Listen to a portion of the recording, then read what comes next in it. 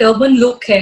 कई लोग मुझे द टर्बनेटर गर्ल भी बुलाते हैं या पग वाली कुड़ी भी कहते हैं।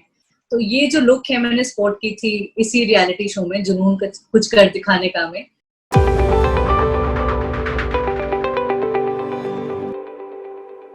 आपको सूफी की सुल्ताना कहा जाता है। ये टाइटल किताब आपको कब और किसने दिया?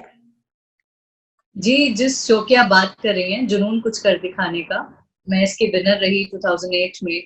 और क्योंकि हमारी टीम का नाम था Sufi ke Sultan and I was declared the winner, तो अमिताभ बच्चन जी आए थे जब फिनाले में। So while announcing the winner, he announced कि the winner is actually a Sufi ki Sultana and she has speak for. So वो रियलिटी शो जीतने के बाद से ही मुझे ये टाइटल मिला from mister Bachchan when he called out the name of Sufi ki Sultana. बस तब से लोग मुझे प्यार से सूफी की सुल्ताना कहते हैं।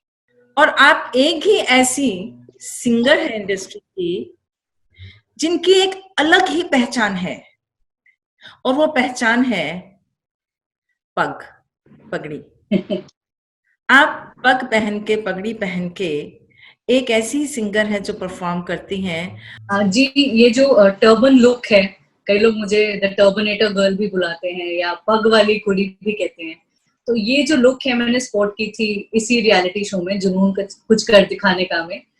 And I wanted to wear a turban and my brother-in-law had suggested कि instead of covering your head with a chunni, why don't you wear a turban? तो हमने वो घर पे, my dad tied my turban, मैंने अपने पापा की पगड़ी ऐसे बांध के देखी। तो वो लुक जो थी वो बहुत अच्छी लगी and it really clicked and people started connecting with me and they said oh she is the पग वाली कुड़ी।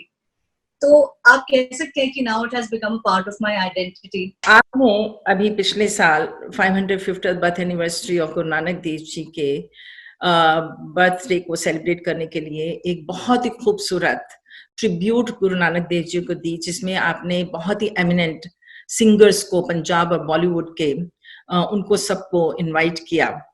I feel really privileged कि all these eminent singers were a part of this dream project of mine. ये idea भी मनकीत का था कि why don't you bring your industry, your colleagues या जो legendary singers हैं like शंकर जी and शान, शेखर अफजानी, नीति, रिचा, सुखविंदर शिंदा जी, तो इन सबको इकट्ठा करना, जसविंदर जी, तो Kapil Sharma ji, and he in fact it's the very first time that he sang a shabad with somebody. So वो आप कह सकते हैं कि हमारा जो इंटेंशन थी वो बहुत ही प्योर थी और अच्छी नीयत से हमने काम किया and it became a huge success.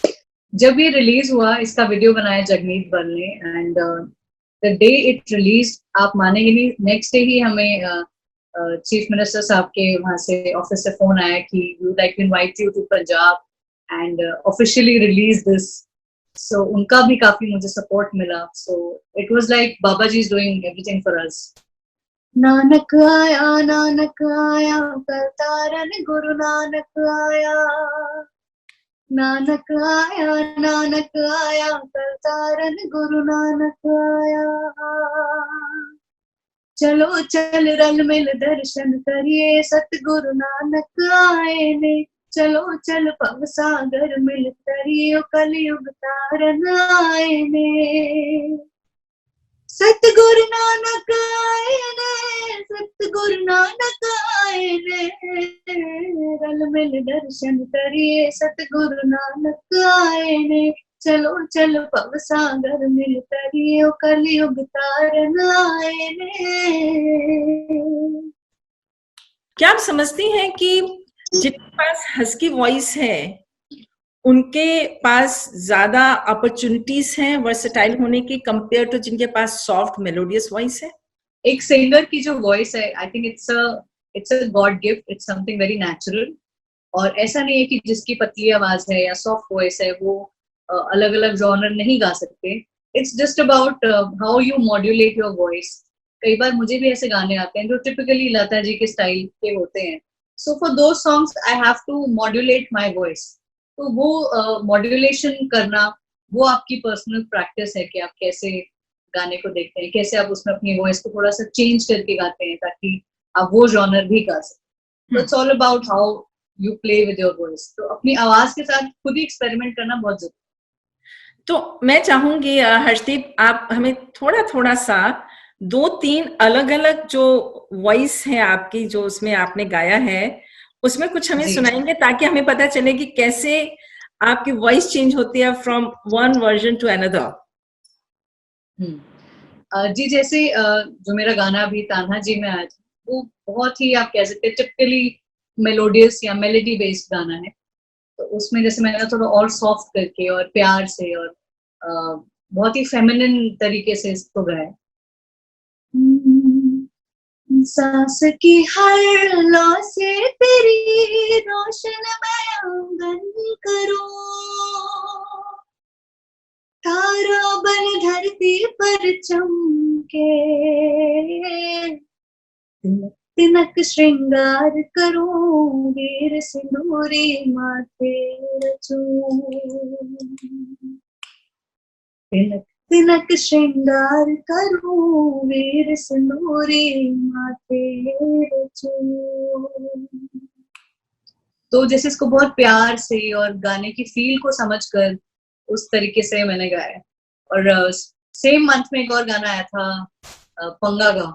तो उसमें था एकदम जोश वाला, और शंकर एहसान लॉय की कॉम्पोजिशन थी. उन्होंने बोला एकदम एनर्जी से गाना है. तो वो पूरा हो ले ले पंगा पंगा पंगा पंगा पंगा पंगा पंगा पंगा ले ले पंगा. तो वो पूरा जैसे फुल आउट कह सकते हैं, अपने आप को सारी इनहिबिशंस छोड़ के और एकदम वॉइस की थोड़ी वॉल्यूम भी अप करके और खुल के गाने वाला गाना था. तो इस तरह मैं मॉड्यूलेट करती हूँ. एक गाना मेरा आया था फिल्म बैंग बैंग में, उफ मेरे दिल में. So it had a very bubbly feel because Katrina Kaif was dancing in it. It was a dream sequence. तो उसमें मुझे बहुत एक्स्ट्रा हस्की करनी पड़ी आवाज जैसे. उफ मेरे दिल में थोड़ी खाली सी जगह थी, उफ तूने आके बिन के रायगी जगा ली, कुछ कह भी ना सकी ये कैसी बेबसी, ये चुपके आया बिन बुलाया मेहमान, उफ मेरे दिल में थोड़ी खाली सी जगह थी. So it all depends on the tune also. And actually मैं तो ये कहती हूँ कि जो singers हैं वो अंदर से actors होते हैं. We have to act when we are singing. So acting is very important for singing. Right, ये मेरा नेक्स्ट क्वेश्चन रहा है कि जब आप गाते हैं, आपको वो क्या सिचुएशन देते हैं?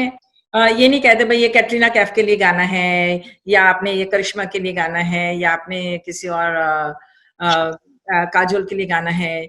आपको क्या वो सिचुएशन एक्सप्लेन करते हैं, इस गाने की क्या सिचुएशन है, और उसके हिसाब से फिर आप उस गाने को के मूड में जाते हैं? कैसे होता है ये?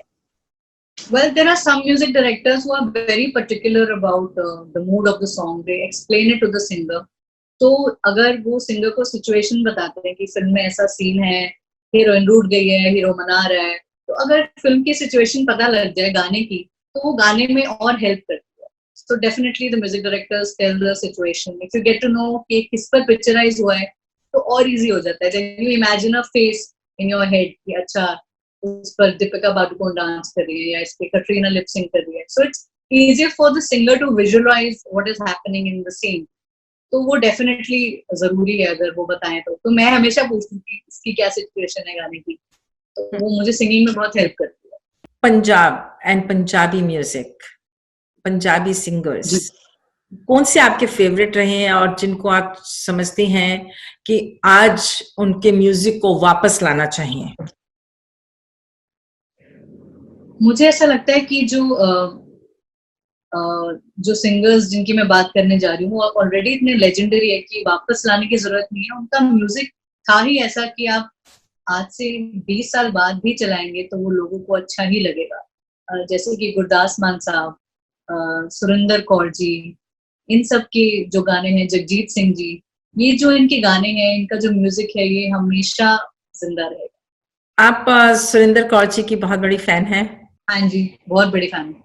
उनकी गायकी बहुत ही आप कह सकते हैं कि इट्स बियॉन्ड अमेजिंग. तो उन्हीं से मैंने फोक म्यूजिक सीखा उनको सुन. जुत्ती कसूरी पैरी ना पूरी, हाय रब्बा वे सानू तुरना पया हाय रब्बा वे सानू तुरना पया जीना रहा दी मैं सारना जाना ओनी राही वे सानू मुड़ना पया है ओनी राही वे सानू मुड़ना पया। Thank you so much. तो ये हमारी ये इंटरेक्शन, ये चिट-चैट रही है versatile singer and composer Harshdeep Kaur के साथ। आपके लिए एक और प्रोग्राम हाजिर होंगे। Until then, stay safe and healthy.